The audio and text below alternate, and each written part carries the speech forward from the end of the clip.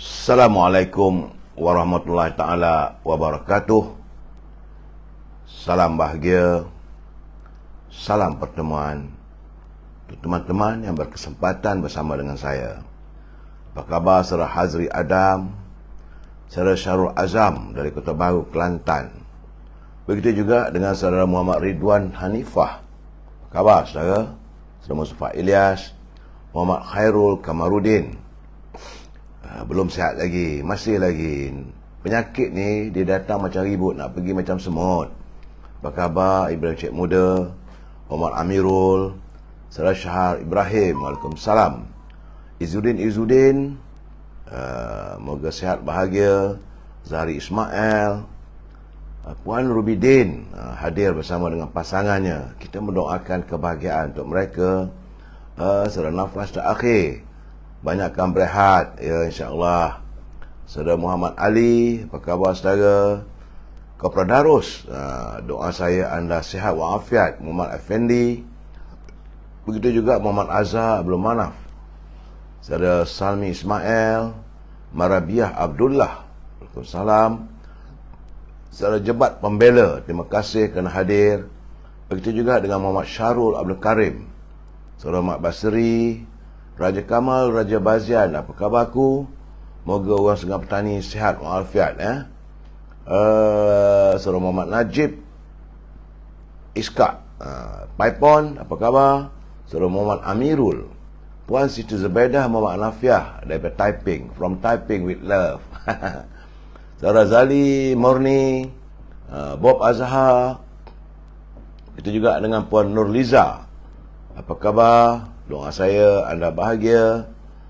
Saudara Muhammad Amin Jack, Jaka Linglung, selamat malam daripada Penang, ya, Jaka Linglung. Saudara Asri Yusof, Azhar Apa, Bakat Ahmad, Waalaikumsalam. Saudara Puan Rosnah Abdul, Bahari Syarif, terima kasih atas doa saudara Buhari.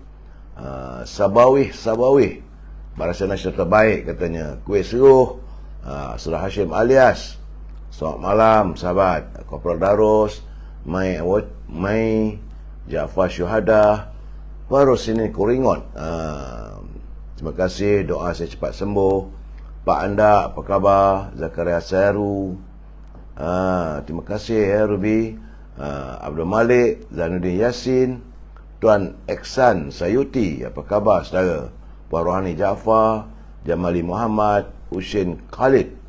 Begitu juga dengan Bob Azhar, saudara Mat Semana, Muhammad Murni, Muhammad Rozi, Ramli Abdul Rahman, serta teman-teman yang tak sempat saya santuni, saya mohon maaf. InsyaAllah saya akan santun usai pencerahan ini saudara, ya. Baik saudara, macam biasalah saya malam pembuka bicara saya lain tidak adalah untuk memberi penjelasan, penerangan apa terjadi pada negara kita. Hari ini saudara, hari ini adalah 5 Jun, hari Ahad, yang merupakan hari yang ke-807 virus corona menyerang bumi kita ini. Menurut laporan daripada sahabat kita, saudara Rio daripada Universiti Melaya, ada pengurangan.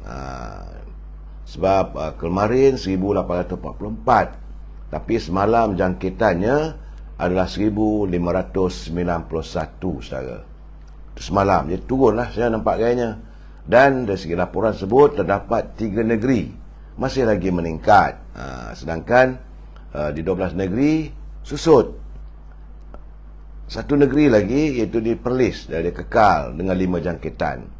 Dan di Selangor nampak gayanya dia susut sedikit, daripada 813 kepada 756 jangkitan. Jadi kalau dilihat daripada laporan yang diberi oleh saudara Rio, terdapat masih lagi 3 negeri yang jangkitannya mengatasi 100, iaitu Selangor 756, di wilayah Persekutuan 297 walaupun susut, saudara, dan Pulau Pinang 110. Lain-lain negeri alhamdulillah, saya tengok macam Perak, semalam tinggi, ya, semalam di Perak 129, kemarin semalam 92, begitu juga di Negeri Sembilan, daripada 112 susut kepada 80. Dan kita berdoa, berusahalah untuk kita memutuskan jaringan COVID-19. Ya, saudara Jamal Izani, saudara Openg, saudara Ali Jassin, apa khabar? Selamat ulang tahun UMNO ke-76 pada 9 Mei dulu ya. Coca-Cola kata PMIL apa, sesaat pun tak kurang.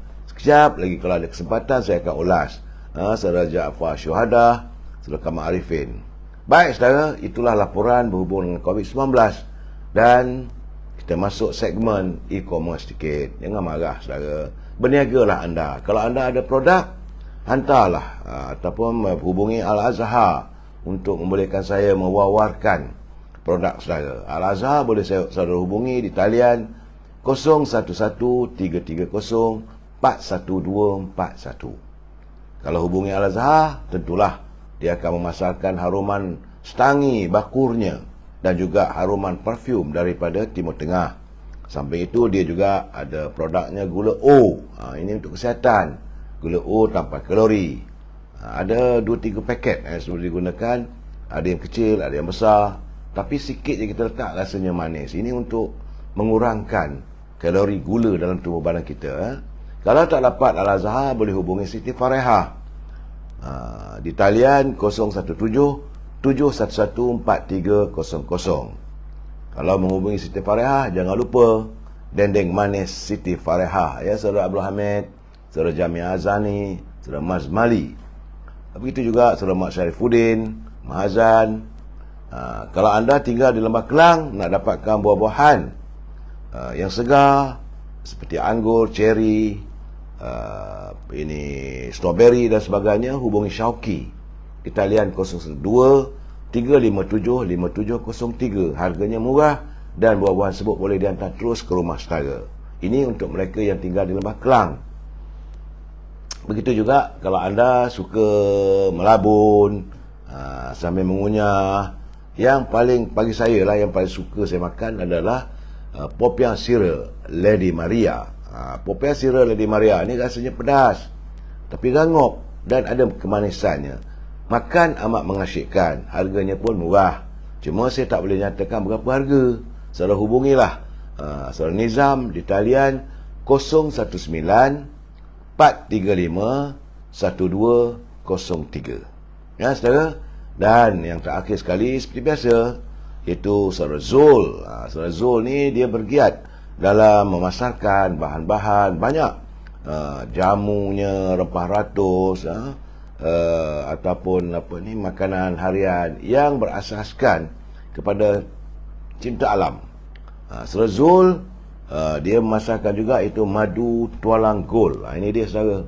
Harganya murah saudara sebenarnya, saya tak mau sebut. Kalau saya sebut nanti melanggar peraturan. Ini adalah madu tualang gold special quality. Memang cantik, buat saya lihat tak ada semut, manisnya okey, rasanya sedap. Saudara, ini adalah dijamin berkualiti. Ia merupakan hasil daripada bunga-bunga liar hutan tropika, sesuai untuk meningkatkan imunasi dan antibodi, mempercepatkan penyembuhan luka, mengawal paras gula dalam badan, baik untuk tekanan jantung dan mengawal tekanan darah, dan amat sesuai kalau saudara pernah dijangkiti oleh COVID-19 sebagai makanan susulan. Jangan lupa saudara, ini madu tualang gold special quality. Begitu juga ini yang diasaskan oleh saudara Zul sejak daripada tahun 1968. Berapa tahun dah tu saudara? Rasanya 54 tahun dulu. Masih lagi digemari ramai peminatnya, iaitu madu apple cider organik. Ia percampuran 40% madu Arab, 30% madu tualang dan 30% cuka apple. Ia untuk membantu mengurangkan berat badan, menghapuskan lemak. Kalau anda mengalami masalah penghadaman, sembelit misalnya ya, asma, migrain, insomnia dan pelancaran pernafasan, turut membantu masalah gout dan sakit sendi, otot serta stroke. Jadi saudara boleh hubungi saudara Zul di talian 019-917-0449 ataupun saudara boleh layari dalam internet beliau. Saudara, banyak pelbagai jenis madu. Itu saja yang sempat saya beri penjelasan berhubung dengan produk-produk teman-teman kita, saudara. Sekarang ni kita masuk segmen naluri kehidupan. Ini juga elok dijadikan panduan kita, saudara. Kerana, saudara, kemanisan iman itulah yang akan mencukupkan segala macam bentuk keperluan manusia. Sama ada keperluan dalam bentuk kebendaan, pemikiran, perasaan dan kejiwaan, saudara. Kerana kemanisan iman ini berterusan dengan sempurnanya iman itu dalam hati dan sanubari seseorang. Jadi semakin sempurna, semakin teguh dan kukuh iman seorang itu, maka semakin manislah rasanya iman itu dirasai. Ini penting, saya. Bila ada manisnya iman itu, maka kita akan bergiat lebih kuat lagi untuk mempertingkatkan amal ibadah kita. Sebab itu bukan semua orang yang mengakui mereka beriman dapat merasai kemanisan iman ini, saudara. Ini kerana iman itu bukan dengan kata-kata ataupun angan-angan, tetapi ia diperkukuhkan dengan perbuatan dan pengorbanan. Orang sanggup berkorban kerana adanya kemanisan iman. Kerana sudah menjadi kewajipan bagi setiap umat Islam memburu kemanisan iman. Kerana ia perlu dijadikan agenda utama dalam hidup kita ini, mengatasi segala-galanya. Bahkan jika disedari pemburuan untuk merasai kemanisan iman ini adalah agenda seumur hidup kita, saudara. Kita hidup dengan iman, kita mati dengan iman, dan kita pinta masuk ke syurga dengan iman. Namun begitu, saudara, ni dia masalahnya kadang tu, mungkin kita tak boleh melakukan segala-galanya. Jika iman itu terasa pahit, terasa pedih dan perit. Hanya orang yang dapat merasai manisnya iman sahaja yang mampu hidup dan mati bersama keimanan itu. Ingat, saudara, carilah kemanisan iman. Kita masuk segmen mutara kata. Kiriman sahabat saya, Cikgu Ibil. Kata Cikgu Ibil, apabila ilmu agama seseorang itu lemah, pastinya hawa nafsunya akan mengalahkan dirinya. Itu kena pegang, saudara. Apabila ilmu agama seseorang itu lemah, pastinya hawa nafsunya akan mengalahkan dirinya. Berhati-hati, saudara. Terima kasih saya, Cikgu Ibil, atas kiriman kata-kata mutiara. Dapat kita jadikan pedoman, dapat kita jadikan amalan dalam kehidupan kita. Hidup kita ni, saudara, sementara, tak lama pun. Kadang-kadang saya, bila saya menatap berita-berita, buka Instagram, bila tengok berita-berita teman, ada yang dah pergi, terasa juga diri kita ni semakin hampir. Sebab itu, saudara, dalam hidup kita ini berusahalah untuk mencari keimanan, untuk mencari yang baik-baik, saudara. Dan sebab itu saya sentiasa berpesan kepada pimpinan negara agar jangan berbelanja tanpa had. Kita bimbang nanti kalau berbelanja tanpa had, negara akan muflis. Saudara Al-Hadi Dad, Harun Salim, Puan Hatijah, Saudara Abrahman. Ini teman-teman kita yang ada di Instagram. Saudara, jangan lupa like, share dan subscribe di Facebook dan juga di Instagram.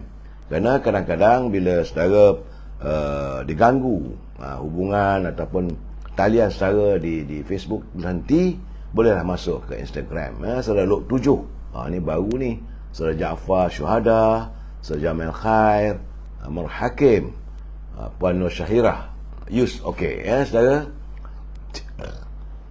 Tajuk kita malam ini, dalam kepayahan saya ni, saya nak bercakap jugalah persoalan kita, apa nak jadi kita ni? Apa nak jadi kita? Apa nak jadi negara kita? Apa nak jadi generasi kita? Apa nak jadi bangsa kita?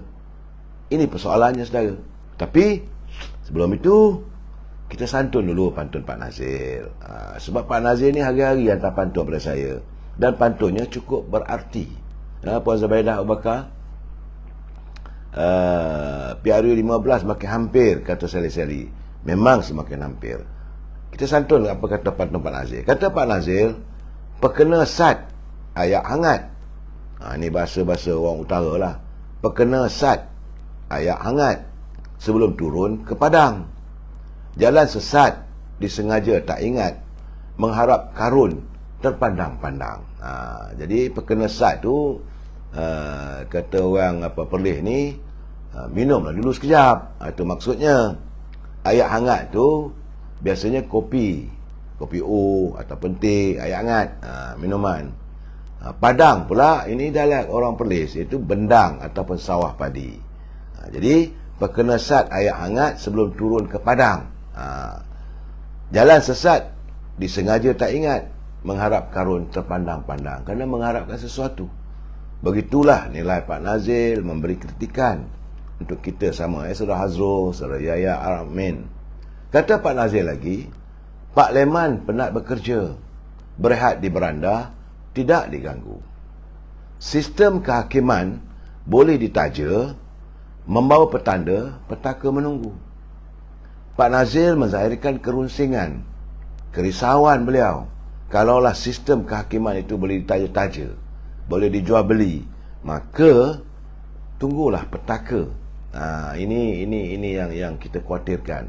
Sebab kita mengharapkan agar keadilan itu sentiasa ditegakkan. Ya, saudara Sabash, saudara Muhammad Dar, saudara Mustafa Ilyas, takut hilang jawatan. Baik, saudara. Usai pantun Pak Nazil, saya ucapkan terima kasih Pak Nazil atas kiriman pantun beliau. Kita santuni sedikit, iaitu segmen Gedung Ilmu. Kenapa saya kata Gedung Ilmu? Ini adalah bicara hati atau pesanan warga tua kita. Mereka yang terdahulu daripada kita sentiasa berpesan, dan mereka menggariskan bahawa pemimpin hari ini dan akan datang sewajarnya di kalangan pemimpin yang utama. Itu yang paling penting. Kita harus mencari pemimpin yang utama untuk memimpin ummah hari ini dan masa depan.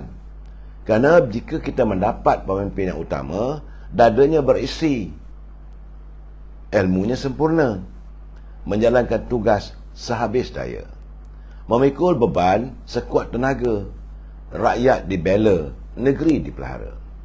Hati bekerja, hatinya bersih, budinya pun mulia, bekerja dengan ikhlas dan rela, berkorban, berjasa dengan baiknya. Itu kalau kita dapat memiliki pemimpin yang utama. Jika dijadikan pemimpin, negeri sejahtera. Dijadikan tua, tidak akan tercela, saudara. Dijadikan induk, kuat membela. Dijadikan tiang, kuat menyanga. Dijadikan pucuk, kuat minatnya. Dijadikan tudung, kuat naungannya.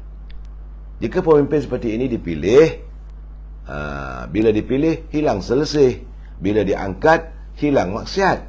Memimpin negeri, tuah berdiri. Memimpin umat, beroleh rahmat. Berusahalah kita mencari pemimpin yang utama, saudara. Orang gini selalunya dia mereka tidak menonjolkan diri. Mereka tidak menonjolkan dirinya. Saudara. Kita sambung lagi malam besok, saudara.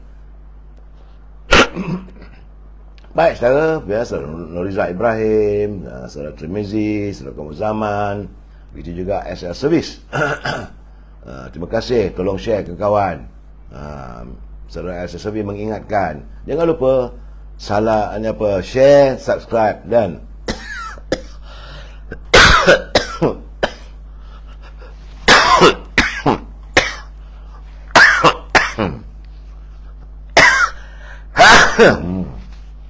tak, maaf saudara, tak bersihat lagi.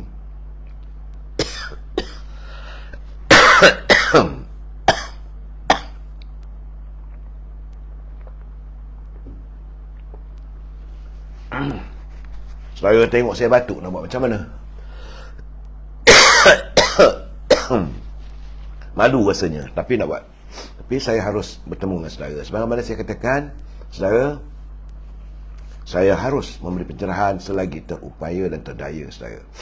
Bagaimanapun, saudara, saya harus memberi peringatan. Ini kepada mereka yang menyunting semula live saya dan dimasukkan dalam pelbagai channel. Sama ada channel YouTube ke, channel apa pun. Saya harap anda bertanggungjawab atas setiap suntingan yang anda lakukan. Karena saya tidak akan bertanggungjawab atas suntingan anda. Begitu juga dengan komen-komen yang anda lakarkan dalam waktu saya beri pencerahan ini. Anda juga harus bertanggungjawab kerana saya tak mampu untuk memantau semua komen ataupun suntingan anda. Ingat, ini sekadar pencerahan politik, bermatlamatkan untuk memberi informasi sekadar yang saya tahu menurut pengalaman saya dan bicara saya dengan pimpinan, saudara. Dan kita, bila saya beri pencerahan ini, asas paksinya adalah kita mesti bersetuju untuk tidak bersetuju. Jangan saudara kata mesti saya cakap saya benar belaka, tak boleh juga. Ataupun saudara kena ikut semuanya pun tak boleh juga. Itu diktator namanya, saudara.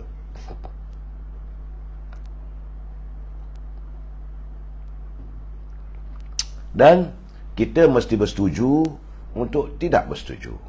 We must agree to disagree. Kalau ada masalah, santunilah dengan bahasa yang harmonis, kerana kita adalah warga cinta damai, ya. Saudara Manpul, Maznah Cik Mat, Razali Samad, Saudara Asbullah, Saudara Muhaiza, Andak Cat, Hashim Atan, Muhammad Arif, saudara. Saya perlu mengingatkan anda bahawa cuaca negara kita masih tidak menentu. Cuaca panas, bahang yang melampau masih berterusan, saudara. Saya dah terkena, sebab itu kena batuk, kena demam. Sebab itu saya mengingatkan anda, kalau boleh, janganlah dedahkan diri anda di luar rumah ataupun di luar bangunan. Kalau cuaca tak menentu ini, seringkali bagi orang berusia dengan saya, usia 66 tahun, warga emas, mudah dijangkiti penyakit. Samping itu kadang-kadang dia panas waktu tengah hari, petang dia sejuk. Panas sejuk, tetapi tak ada hujan. Kadang-kadang bila ada hujan, siap dengan peti halalintarnya, boleh mengakibatkan banjir. Ya, saudara. Bagaimana apa yang berlaku di Tasik Merah, di Taiping, masih lagi kekeringan. Kita sekarang ni dalam keadaan yang tak menentu. Apa nak jadi negara kita ni? Sebab itu kita sama-sama berdoa kepada Allah SWT, janganlah dilanjutkan didatangkan musibah yang tak menentu ini. Jadi para saudara, berhati-hati saudara. Kalau boleh, banyakkan minum air sejuk atau air panas, masak, saudara, ya. Dan jangan dedahkan diri anda di luar. Ni saya dah terkena, nak macam mana? Penyakit ni, saudara, ingat, datangnya seperti ribut, nak perginya macam semut, terkemut-kemut. Itu masalah dia saya. Saya menerima kiriman daripada sahabat saya, Pah Merah. Beliau merupakan ajaran kuasa wanita, UMNO Bagang Bangi. Beliau menghantar kiriman saya berhubung dengan food security ataupun bekalan makanan negara kita. Kerana katanya kesan jangka masa panjang akibat kita mengimport makanan, ya, akhirnya kita dalam keadaan tidak terkawal. Memanglah bila kita import harganya murah, dia tak perlulah susah-susah nak tanam, nak keluar bajet negara, nak bangunkan industri dan usahawan. Boleh jual pada pengguna dengan harga lebih murah. Kalau kita import saja berbanding dengan produk keluar tempatan. Jadi kroni-kroni yang mengimport masuk bahan makanan ini tentulah gembira.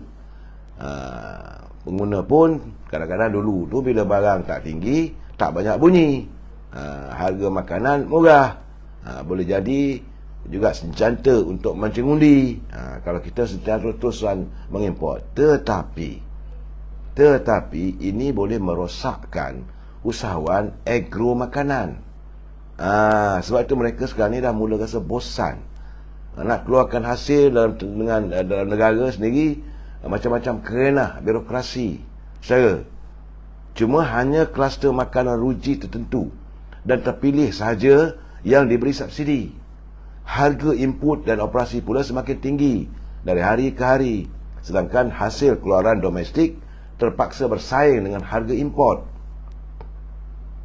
Ini sebab itu saya rasakan pimpinan negara harus melihat, jangan terusan mengimport, saudara.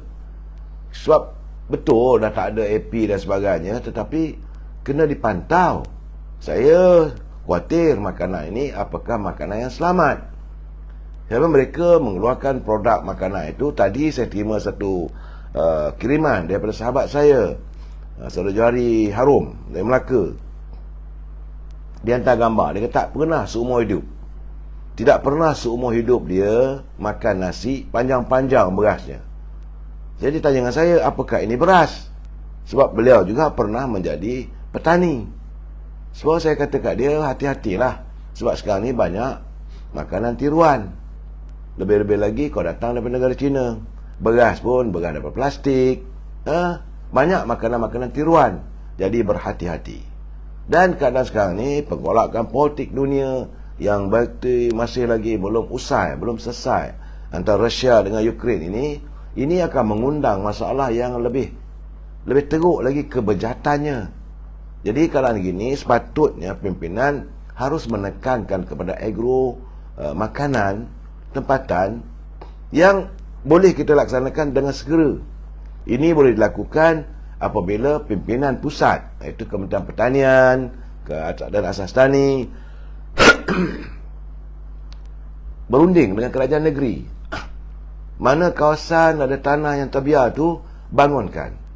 Mana anak muda nak mengusahakan, beri mereka pelbagai bantuan.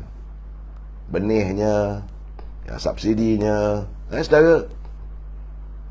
Supaya negara kita terjamin makanannya. Saudara, saya lihat ini statistik. Ini kebergantungan, statistik kebergantungan negara kepada mengimport bahan-bahan yang menjadi cabaran kepada pengusaha tempatan. Contoh, cili. Kita mengimport sebanyak 72.4% cili. Kobis 63.6%. Memanglah kobis banyak di Cameron Highland, tapi tak banyak mana untuk memasuki pasaran tempatan. Ia diimport, dibawa masuk sebanyak 63.6%. Salad 15.5%. Timun pun kita terpaksa bawa masuk sebab itu harga timun naik 9.7%. Harga terung juga 7% yang kita import. Sawi 7%, kacang panjang 1.8%, malahan bayam, daun bayam pun ada yang kita import sejumlah 1.3%, tomato 1% dan barley 7%. Itu sayur-sayuran yang bersaing dengan pengusaha tempatan. Sementara buah-buahan pula, saya tengok buah mangga 86.2% yang kita import dari luar. Sedangkan kita ada harum manis lah, banyak mangga tempatan, yellow lily, macam-macam lah. Kalau diberi perhatian oleh pimpinan negara, tapi dibiarkan kita bersaing. Memanglah buah datang daripada Siam tu, selalu saya katakan Siam ni semua murah. Segalanya murah dan cantik-cantik belaka. Tapi apakah ia benar-benar berkhasiat? Kerana mereka kadang-kadang menggunakan baja yang bukan baja organik. Mereka gunakan baja chemical, baja kimia, dan semburan racun serangganya kadang-kadang itu boleh mengakibatkan badan kita terkesan. Mangga kita import 86%. Kelapa, saudara, saya rasa Bagan Datuk dah semakin kurang lah, semakin susut lah. Dulu perusahaan kelapa ni banyak di Bagan Datuk. 34% kita import kelapa. Memanglah kita import daripada negara Indonesia. Malah manggis pun kita import 16%. Jambu 16%. Apa jadi dah jambu yang tinggal di yang dia tanam dekat Perak tu? Pisang 89%. Tembikai 70%. Langsat 6%. Jagung 51%. Rambutan pun kita import, saudara, 3%. Kita ingatkan kita lah pengeluar durian. Rupanya durian pun terdapat 1.3% yang kita import. Nenas, betik, nangka, ini dan juga belimbing 0.04, 0.5%. Sementara itu ternakan yang kita import, saudara. Ini saya bagi kajian ini supaya Kementerian Pertanian dapat mengkaji bagaimana kita harus mengeluarkan lebih banyak lagi produk tempatan dan jangan diizinkan ia bersaing dengan bahan makanan yang import. Kalau bersaing, maka kita kalah. Akhirnya penternak, mereka yang terlibat dalam agro pertanian ini, mereka lemah semangat dan meninggalkan. Memang pun, saudara, dulu saya katakan bahawa pertanian itu mendekatkan diri pada kepapaan. Sebab petani tidak boleh menentukan harga pasaran. yang menentukan harga pasaran orang tengah. Sebab itu pimpinan negara ataupun kerajaan harus campur tangan. Kalau boleh, ladang-ladang, dusun-dusun tu dijadikan berskala besar. Tapi kalau dibiarkan, padi setakat 5 ekar atau 5 relung ke orang Kedah. Jadi, kadang-kadang bila padi tak dapat nak dikilang, macam mana berlaku dulu di Tanjung Karang, berlaku di Sik Kedah, padi tak boleh nak diambil, akhirnya rosak. Jadi sebab itu kena jadikan sebagai industri. Jadi kalau kita lihat pula ternakan, daging kambing kita import sebenarnya saudara 90.4%. Sedangkan kita boleh mewujudkan kawasan-kawasan untuk memelihara kambing. Tapi kita import daging kambing 90.4%. Rasanya kebanyakan daripada India lah, atau daripada Australia dan New Zealand. Daging lembu 78.1%. Begitu juga susu segar 53.5%. Ayam itik 4.2%. Telur pun kita import 4%. Beras saudara 30%. Jadi bahawa sebenarnya semua ini saudara, nilai import bahan makanan negara kita berjumlah pada tahun 2020, 2 tahun dulu, iaitu setiap tahun sejumlah 55.4 bilion ringgit. Setiap tahun negara memerlukan 55.4 bilion, malah lebih daripada itu, untuk mengimport daging, makanan, beras dan sebagainya. Sebab itu bila Perdana Menteri mengumumkan membuka laluan import secara terbuka, menyebabkan keyakinan pemain-pemain industri makanan dan golongan muda yang baru berkecimpung dalam industri agro makanan, jadi mereka terhakis yakin mereka untuk terus melibatkan diri secara serius dalam sektor pertanian. Dan tentulah akan mengurangkan minat mereka. Akhirnya mereka merasakan keadaan ni, tindakan mereka, ialah saya dah cakap, lembu-lembu bela dalam kondo susah nak biar. Saudara Romeo Masdai, saudara, itu yang lepas saudara. Kita tak perlu menyatakan yang lalu. Jadikan contoh dan tauladan, kita mesti move ke hadapan. Yang sudah. Kita tahu, bukan tak tahu. Banyak perkara yang berlaku, banyak kepincangan. Sebab itu saya tiap-tiap malam memberi pencerahan ini supaya kita dapat merubah kehidupan kita. Supaya pimpinan negara tidak hanya mensasarkan untuk mengimport dan mengimport. Sekarang ni, bila keadaan wang kita semakin kecil, maka tentulah ini menyukarkan kita untuk mendapat makanan yang banyak. Saya khawatir saudara, dan dengan harganya. Kerana sekarang ni banyak orang kadang-kadang kita merasakan sisil.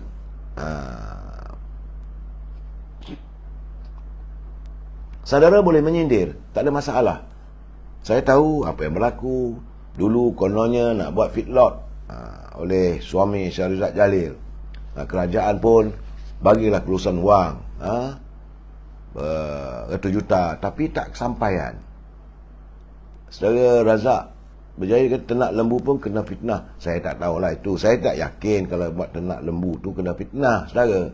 Tapi sepatutnya pimpinan negara bekerjasamalah dengan kerajaan negeri.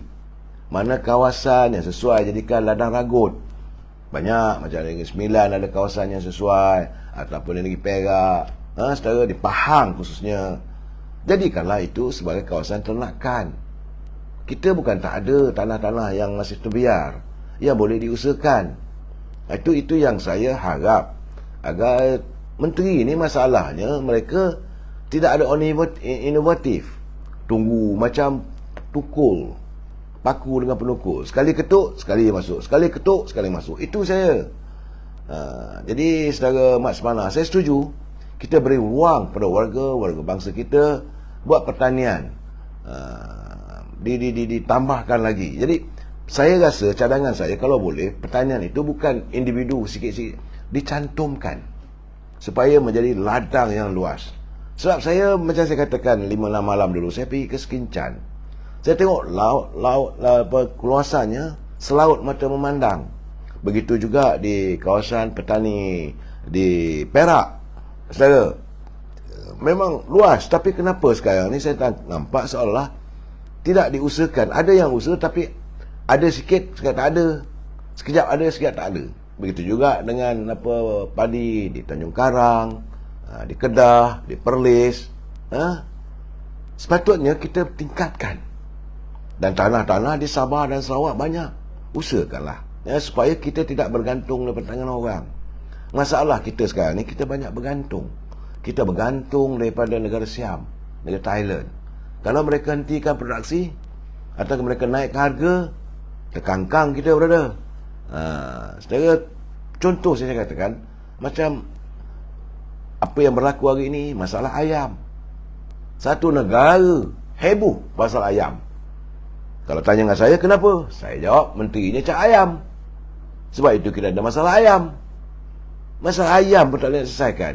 Masalah ayam ini, pertama-tama sekali, dia bukan serangan penyakit. Negara kita ni bebaslah penyakit.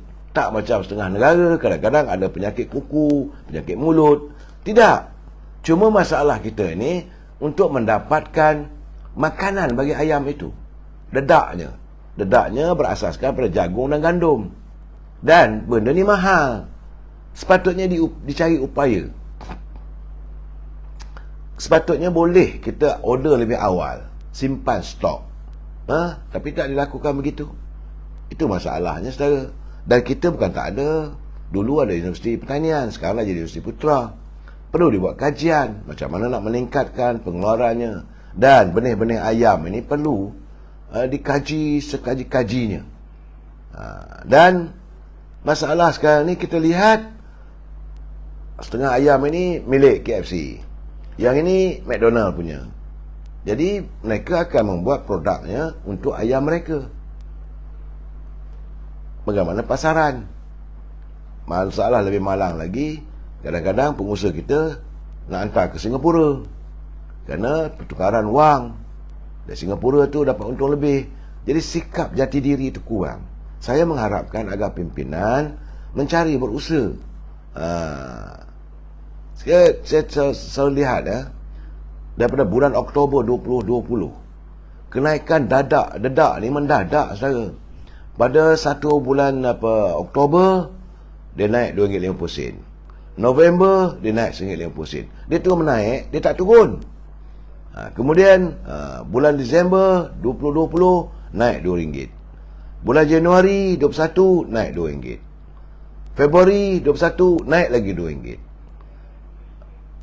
March naik RM3. April naik RM1.50. Mei RM1.50. Jun setiap bulan naik, saudara. Kalau saya tengok kadang ni, macam mana dia orang nak bertahan? Harga dedak pun naik begitu. Daripada Jun 2020, sejak diumumkan kenaikan harga dedak ni sebab RM3, berterusan naiknya. Dan katanya sebanyak 43% kenaikan harga dedak ini. Malahan untuk racun-racun makan pertanian pula naik sampai 72%. Ini masalah yang kita hilang kawalan. Jadi kita mengharapkan agar pimpinan dapatlah mengkaji macam mana kita menyelesaikan masalah pertanian ini, supaya negara kita tidaklah mengalami masalah makanan. Ini dipanggil food security. Saya dah bercakap 3-4 bulan dulu lagi. Sekarang ni kita terdedah sekarang. Cuba kita tengok sekarang ni. Saya lihatlah, ini saya bagi ambalan. Kita melihat, dapat kita jadikan sebagai satu panduan, pandangan apa yang berlaku di Sri Lanka. Jadi kita tengok, bila kita tengok macam mana rakyat Sri Lanka memberontak, pergi bakar rumah Perdana Menteri dia. Sebenarnya bagi saya, orang kita tengok apa muka. Kita ni kadang-kadang kita suka memadankan muka, sedangkan itu bukan budaya yang baik. Saudara, sepatutnya mereka bangun melakukan reformasi atau perubahan dalam demokrasi. Tapi itu tidak berlaku. Dan itu tahu, lahirkan amarah. Jumpa menteri itu, pukul menteri. Itu bukan caranya, saudara. Saya lihat bagaimana kerajaan mereka sebenarnya berhutang. Gali lubang, tutup lubang. Apa yang berlaku di Sri Lanka kerana pimpinannya Dia tiap-tiap tahun dia meminjam hanya sekadar untuk membayar hutang yang dipinjam. Banyaknya wang mereka dipinjam daripada negara China. Jadilah macam budaya alung. Tiap-tiap tahun pemimpinnya cara mudah. Nak kata rakyat tak sayang pemimpin, tak boleh juga. Sebab tiap-tiap tahun, bila tiap-tiap kali pilihan raya, mereka memilih parti di Sri Lanka itu yang berasaskan kaum mereka. Jadi Perdana Menteri dan keluarganya, keluarga Perdana Menteri Mahinda Rajapaksa, bukanlah dilihat sebagai kerajaan pemimpin yang diktator. Mereka dipilih majoriti oleh rakyat Sri Lanka, iaitu parti SLPP Sinhala. Ada demokrasinya. Tapi bila terjebak dalam masalah begini, maka rakyatnya menyerang mereka. Kenapa? Kerana pemimpinnya suka berhutang. Sebab itu kita mengharapkan, saya dah berpesan, jangan kita berbelanja tanpa had. Kalau kita berbelanja tanpa had, negara akan muflis. Saya mengharapkan tidak berlaku apa yang terjadi di Sri Lanka. Tiap-tiap tahun pemimpinnya pinjam. Akhirnya tak terbayar. Gali lubang, tutup lubang. Sebab itu kita, negara kita ni pun, kita kena berhati-hati. Memang kita berhutang, tapi saya hairanlah bagaimana kita yang punya penghasilan yang banyak, kita masih lagi meminjam dan meminjam, meminjam dan meminjam. Hentikanlah. Walaupun tidak mampu untuk kita mengemukakan bajet yang berembang, kita mesti mengurangkan untuk kita meminjam. Tak apalah. Jadi sebab itu, projek-projek mega ni kalau boleh jangan diteruskan. Kerana projek-projek mega ni kebanyakannya adalah memberi kekayaan kepada kroni, kepada orang keliling. Rakyat yang ramai itu tak dapat. Betul, bila rakyat itu, rakyat dapat nikmat dia punya projek tersebut. Tetapi bukanlah secara waktu yang terdekat. Sesuatu projek itu kadang-kadang mengambil masa 5-6 tahun. Dalam keadaan terdesak ini, kerajaan harus menghentikan dulu penganugerahan kontrak mega. Tunggu dulu, tengok duit kita, dalam poket kita cukup tak cukup, baru kita berbelanja. Ini saya berpesan supaya apa yang terjadi di Sri Lanka tu, mereka meminjam nakkan projek, maka datanglah pelabur, khususnya daripada negara China. Akhirnya makanan tak ada, dah tak ada duit, maka rakyat memberontak. Itu masalah yang berlaku di Sri Lanka. Kita harap kita jadikan itu sebagai iktibar kita. Jangan kita ketawakan mereka. Kerana kalau kita ketawakan mereka, nanti kita pula terkena, saudara. Saya terima satu kiriman. Saya hairan, tapi saya tengok itu, nama pengirimnya adalah Mahathir Mat Rais, Ketua Bahagian PPBM Segambut. Bila saya tengok tu, saya kata okey lah, tak apalah. Kita ni, kita mesti bersetuju untuk tidak bersetuju. Tapi pandangannya agak kritikal dan wajar kita renungkan bersama. Dia kata pegawai-pegawai menteri ini janganlah sombong. Betul. Kadang-kadang kita selalu dengar melibatkan pegawai Perdana Menteri. Antaranya adalah kesulitan menteri untuk mengadakan pertemuan untuk menyantuni rakyat. Ini yang sebenar-benarnya. Ada pegawai-pegawai pelantikan menteri. Mereka inilah juga menjadi punca kepada masalah rakyat membenci pemimpin. Segelintir pegawai lantikan politik kepada menteri. Ini kata saudara Mahathir Mat Rais di Segambut. Dia kata pegawai menteri seharusnya tidak bertindak sebagai kuli yang berkhidmat kepada menteri sepenuhnya dan tidak berlagak angkuh. Jangan sombong, bongkak dengan kedudukan mereka berada di pejabat menteri.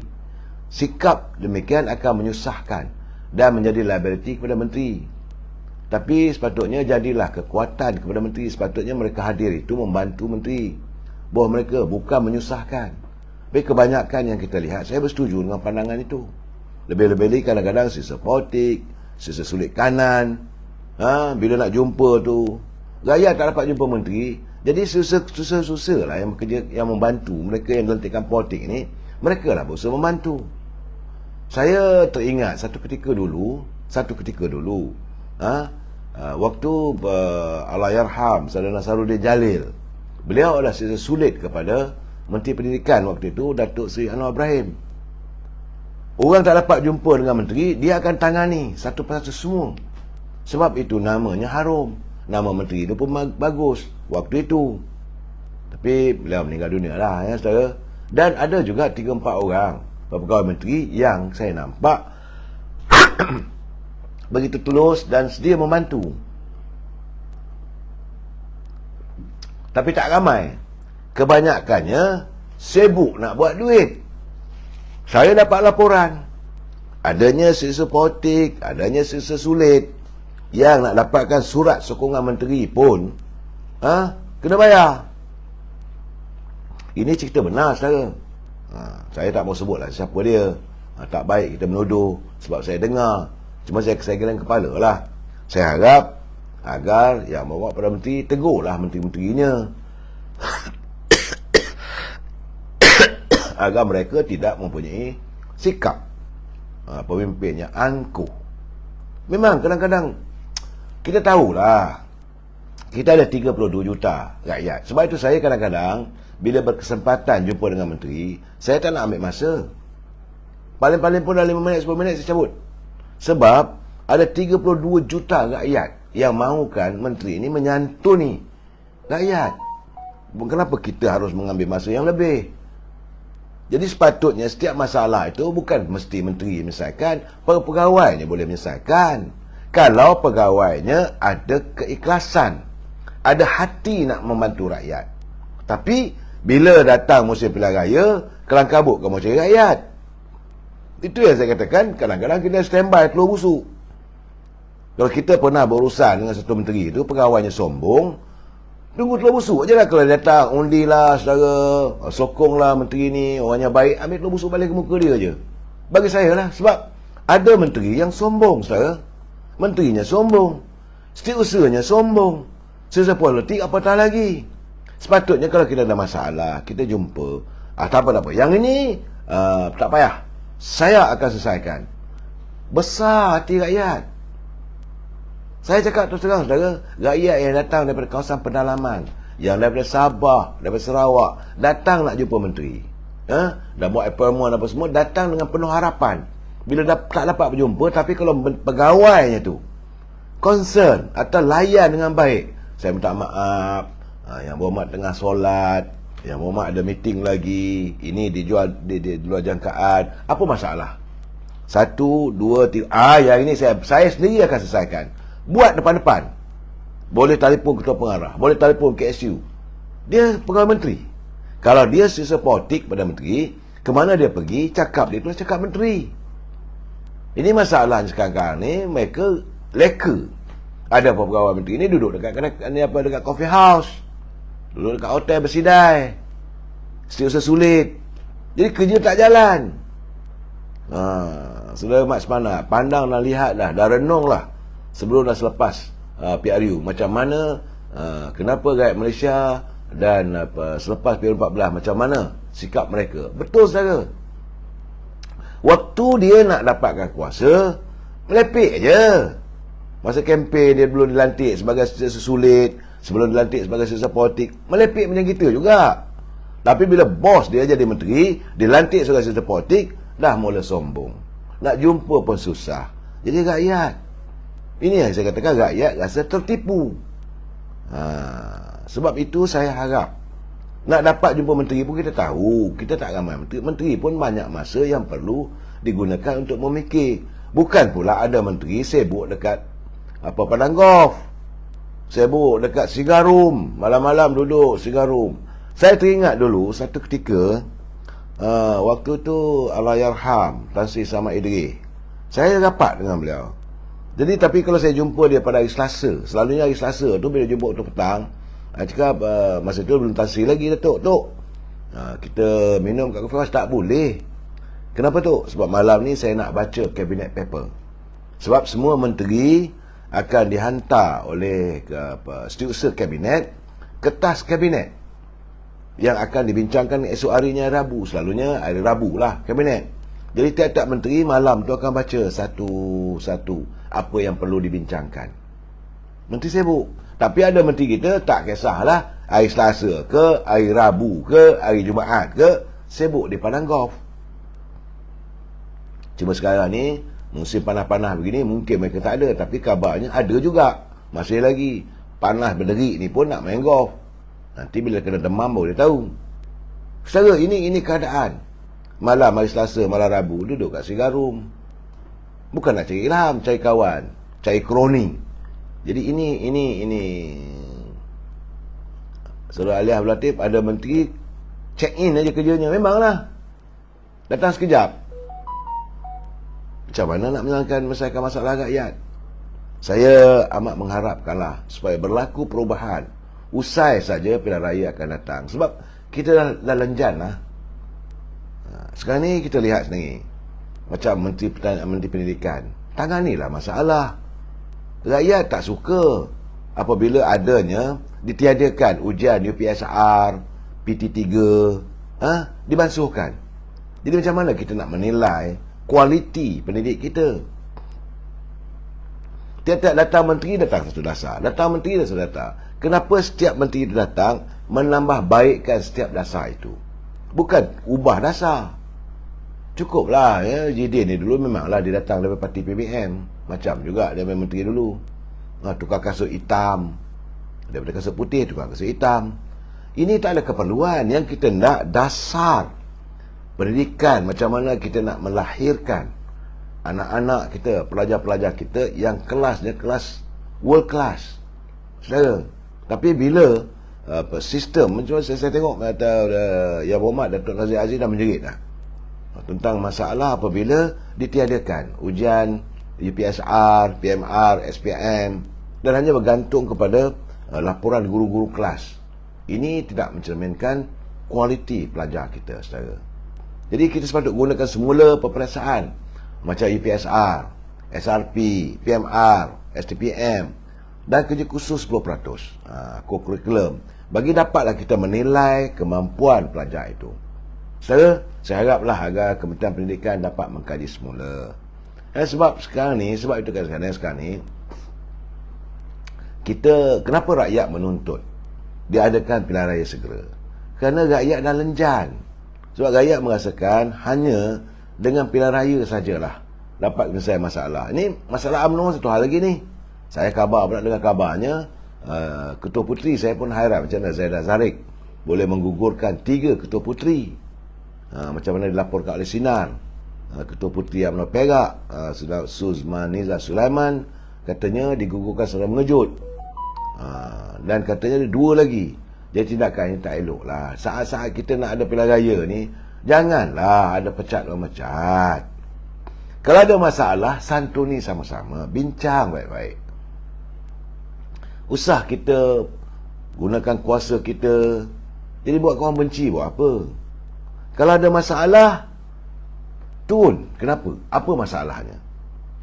Kalau dah mengatakan, sedangkan di atas lagi tu lebih teruk lagi masalahnya. Saudara, saya lihatlah sendiri macam mana perbalahan. Saya tengok sekarang ni dah jadi macam polemik pula antara Ketua Penerangan Barisan Nasional Selangor dengan Tan Sri Anwar Musa. Dah jadi polemik dah. Saling balas-membalas di media sosial. Tan Sri Anwar Musa kata dia betul. Kata Syam Jalil dia begini. Saya tengok dari segi argumentnya, apa yang dilontarkan oleh Tan Sri Anwar Musa tu tak betul. Sebab dia dulu kata perlu diadakan pilihan raya waktu dia Susah Agung UMNO. Tapi sekarang dah beralih pula. Sebab itu Saudara Syam Jalil dia kata, apakah Tan Sri Anwar Musa takut hilang jawatan menteri? Itu keadaannya. Jadi sebab itu beliau Syam Jalil mengingatkan ahli parlimen Ketereh tu, bahawa pemimpin UMNO tibat supaya tidak mendahului kepentingan diri. Saya tahu yang amat buat pada menteri mengingatkan bahawa dia kata tarikh ini adalah tarikh ketentuan bila pilihan raya ini adalah kuasa Yang Tuan Agong. Benar. Kita jangan kita kata nak buat bulan ini, bulan ini, tak boleh. Tetapi Perdana Menteri boleh memohon ke bawah duli Yang Tuan Agong untuk membubarkan parlimen. Tapi bila terpulang pada tuanku, apa yang dikatakan oleh Perdana Menteri hari ini betul. Jadi soal tarikh itu terpulang pada Agong. Hak mutlak Raja-Raja Melayu. Kena ingat saudara, ini bumi Malaysia ini adalah kuasa tertinggi Agong. dan raja-raja Melayu. Perdana Menteri menasihati dan juga memohon. Itu saja. Saudara UMNO bergaduh dengan UMNO, tapi DAP salahkan. Bila masa pula UMNO bergaduh dengan UMNO salahkan DAP. Romeo Masdai ni saya tak tahulah anda dari parti mana, cari jalan lain tak ada. Sebab saya lihat sekarang ni ada pula satu grup, ini satu usaha. Tapi bagaimanapun yang mau Perdana Menteri menjelaskan, walaupun perkara itu dilontarkan oleh Menteri Kabinet, Menteri Jaga Haiwan Undang-Undang, Datuk Wan Junaidi, katanya bahawa ahli parlimen yang ada masalah, yang ada perbicaraan, tak boleh menghadiri sidang parlimen. Itu sudah menafikan hak seseorang, dan retinya siapa saja dibawa ke mahkamah dah jatuh hukum lah kalau gitu. Itu tak ada keadilan. Kita kena berpegang pada prinsip no one is guilty unless proven by the court. Tidak ada sesiapa pun yang boleh dianggap bersalah melainkan dibuktikan oleh mahkamah. Biarlah perbicaraan berjalan. Kenapa pula sebab dibicarakan tak boleh datang ke parlimen? Ini berat saudara. Bagaimana kalau ada orang buat fitnah, ada buat laporan, dia pergi laporan, pergi jumpa SPRM, dia ni rasuah, bawa ke mahkamah. Besok orang ni kosong parlimen nanti. Menteri-menteri yang ada sekarang ni pun jangan gelak. Jangan tuduh orang ni kluster mahkamah. Tadi pun saya dengar juga mantan Menteri Jawatan Perdana Menteri Datuk Zahid Ibrahim, dia seorang peguam, dia pun kata orang ni gelar kluster mahkamah ataupun court kluster. Saya dengar kenyataan begitu, ada benarnya juga. Orang ni salah ni, orang ni salah ni. Dan akhirnya macam mana? Dia menyarankan kalau begitu katanya pecat ajalah. Bukan susah nak pecat, boleh pecat, tetapi apa gunanya? Apakah pemecatan itu sebagai jalan penyelesaian? Ini yang harus kita lihat. Sebab sekarang ni memang ada usaha. Ada usaha untuk melucutkan hak ahli parlimen macam Si Najib dan Zaid Hamidi. Saya tak tahu kenapa mereka takut sangat. Memanglah saya katakan bahawa pimpinan parti-parti Bangka memang takut. Selagi ada 3 orang ni, adanya Datuk Najib, adanya Datuk Zahid dan Datuk Mak Hassan, untuk mereka mengalahkan UMNO sukar. Kali ini buatlah cerita macam mana pun, tuduhlah macam mana pun, sebab ketiga-tiga mereka saya lihat sebagai benteng ketahanan parti UMNO. Sebab itu sekarang dia buat macam-macam cerita. Saudara Aliah Abdul Latif, UMNO bergaduh sama UMNO, itu otak orang. Saya cuba kita gunakan bahasa yang lembut sikit. Orang yang tak berfikiran waras. Saudara Alias, bagi saya jangan bergaduh. Masalah kita dah ada. Kenapa diwujudkan permasalahan di saat-saat kita nak menghadapi pilihan raya? Saya dah cakap pilihan raya is around the corner. Perdana Menteri tak boleh berdalih-dalih lagi. Sebab kalau tak disegerakan pilihan raya, keadaan ekonomi, keadaan suasana negara kita ini sukar untuk dipulihkan. Kerana beliau mentadbir sebuah kerajaan yang tempel-tempelan. UMNO menempel dengan PAS dan PBM. PBM menempel dengan UMNO dan PAS. PAS menempel dengan UMNO dan PBM. Jadi saya katakan kerajaan tempelan. Bukan satu kerajaan yang dominan, yang mantap. Ini masalah yang kita hadapi. Sebab itu cara terbaik kita adakan pilihan raya umum supaya kita dapat mencari seorang pemimpin ataupun mencari parti politik yang secara dominan. Saya tak ambil kisah sama ada yang nak memimpin tu yang maaf Datuk Ismail Sabri ke, Datuk Zahid ke, Datuk Najib ke, Saudara Anwar Ibrahim ke, siapa saja kita ambil kisah.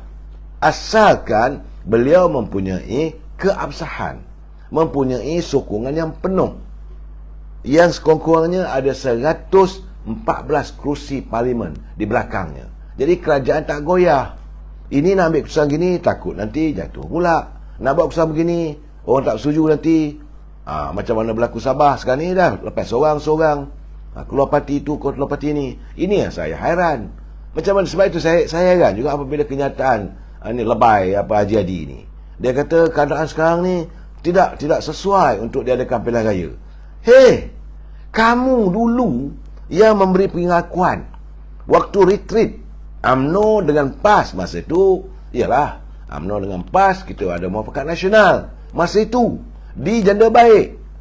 Kamu pujuk, kamu kata pada Datuk Zahid, baik kita ada kerajaan supaya dapat cepat kita adakan pilihan raya. Dan kita dah setuju, tempoh 5 bulan. Ataupun 6 bulan lepas itu kan ada pilihan raya. Tiba-tiba sekarang ni, tak boleh pula.